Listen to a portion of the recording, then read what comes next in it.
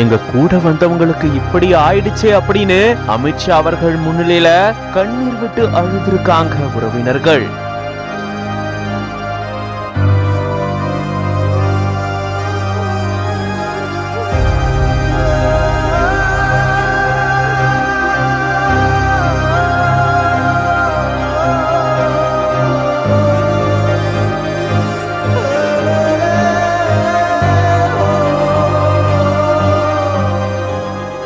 பாதிக்கப்பட்டவங்களுடைய உறவினர்கள் குடும்பத்தார அமித்ஷா அவர்கள் நேர்ல சந்திக்கும் போது அந்த இடமே சோகத்துல ஆழ்ந்திருக்கு.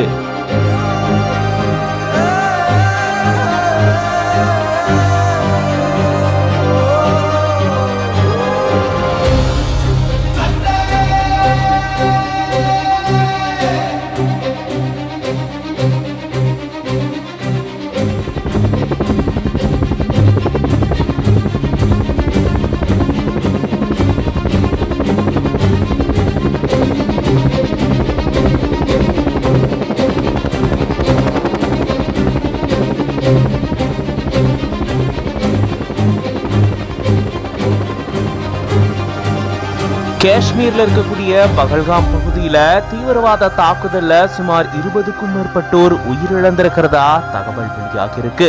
மேலும் பல பேர் பாதிக்கப்பட்டிருக்கக்கூடிய சூழல்ல மத்திய உள்துறை அமைச்சர் அமித்ஷா அவர்கள் சம்பவ இடத்துக்கு போயிருந்திருக்காரு.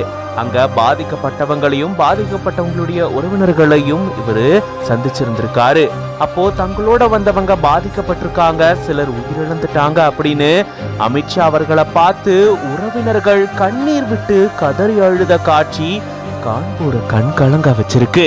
இந்த சம்பவம் நாட்டையே உலுக்கி இருக்கக்கூடிய சூழல்ல இந்த காட்சிகள் மேலும் துயரத்தை ஏற்படுத்தி இருக்கு.